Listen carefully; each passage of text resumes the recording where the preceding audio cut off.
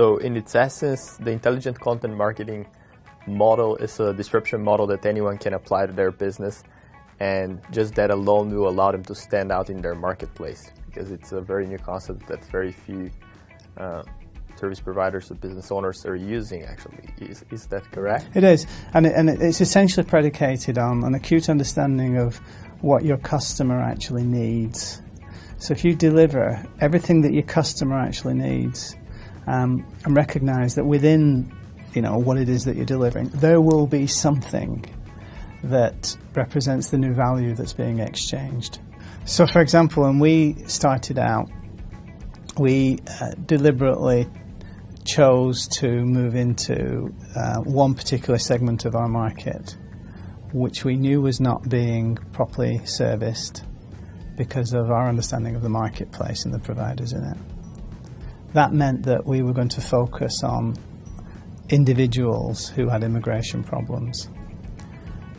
By focusing on that segment of the market, which was just 15% of the market by value, we did the thinking. We understood we were going to be selling peace of mind. We published all our IP to allow people to solve that problem themselves without paying for professional help. After that, we were able to identify those two types of customers that we discussed before, those that want to pay and those that don't want to pay. So those that don't want to pay, we're being serviced through our efforts through the web, and those that do want to pay, we're being serviced in the traditional way of delivering an immigration outcome for them. But we were selling peace of mind. We deliberately went after that market because that would then leave the rest of the market to the competition. We couldn't compete against at that point in time. So the notion of disruption initially was focused on going after that market that was not being serviced, and then keeping our powder dry for the market that we could turn our attention to, that was awaiting us, that was still being serviced in the same business model that's existed for 40 or 50 years, that's actually commoditizing over time because of the dynamics of the industrial economy, where it's always a race to the bottom, it's ultimately always about price, right? When we made the leap into the big market, which is the corporate market, we built a new brand called Hong Kong Visa Sherpa, and then we did an assessment of, actually in a corporate immigration type scenario, who are the decision makers, who are the main movers and shakers, who do we need to sort of take into consideration to understand we come along with a new proposition, what is it that they're ultimately buying? So in corporate immigration, there are 4 people that have to be taken into consideration. There's the CFO of the company, who is interested in value for money, efficiency, being on the leading edge. There's the HR director, who's interested in the practical consequences of whichever service provider helps them solve their problems, allows them to action or execute their strategy for the deployment of talent. And then the third person inside the company that's got an interest in this is the actual individual who has to do the paperwork and is responsible for getting on with, for example, using our IP, doing the work, getting the result. That's the staffer. The fourth person is the applicant himself and his family. Now, as applicant to the family, they're only interested in peace of mind, right? They want to get the outcome. But the other 3 are not interested in that. What they're really interested in is being able to blame us if something goes wrong, because their careers are on the line, right? They've got to be able to come across as being, in a sense, blameless for any problems that occur if there's a hiccup with the visa outcome that we're providing.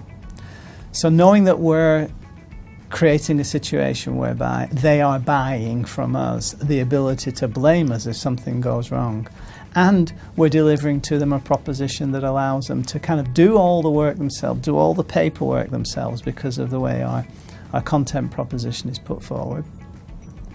We could then come in with 3 or 4 services that represent the true value that we deliver, that our competitors can't offer. So one of our value differentiators is that we offer a sign-off service.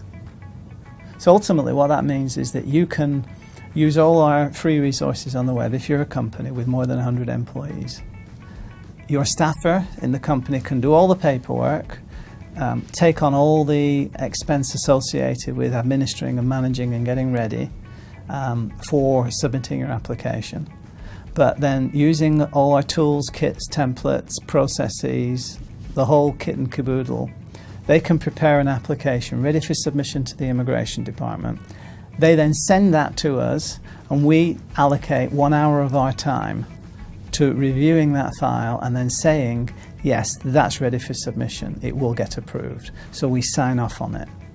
So we can offer that service where they do all the work, and that will allow us to reduce the normal costs by 80%, and we can still maintain our operating margins. So there's no diminution in our margin, but it outcompetes our competition by a factor of 80% on typical service pricing. So there's an example of disruption, understanding what it is that your customer is actually buying and developing a proposition that is completely different from anything in the marketplace that your competition don't yet presently have. Present a proposition to the customer that our competitors can't match because they don't have the content platform, they haven't got that service delivery model, they're not configured to offer a product like we can offer. Similarly, we are able to reduce the costs of the service by, say, for example, 50% rather than 80% by offering service that I've just suggested to you, where not only do we just sign off on it, but we actually then pick up the whole file for them and then manage the application with the immigration authorities in Hong Kong all the way through to approval, visa label issue, and all the approval formalities that go with finishing off that project. And we can offer that service at what amounts to a 50% discount to normal prices that are charged for that kind of outcome in a typical professional services practice like ours. So there you have disruption in motion, disruption in action, and it accrues from an understanding of the niche, understanding the essential capabilities of your competition and where they are in the marketplace, and then developing a new proposition around a content strategy that's designed to help answer questions, solve problems, and then gives you an operating framework to have a business that's on a landscape of its own.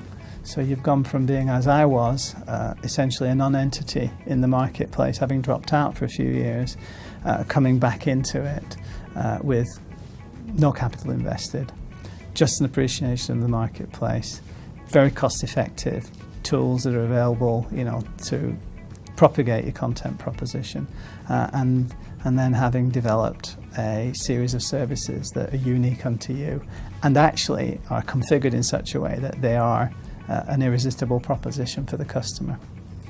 That's disruption.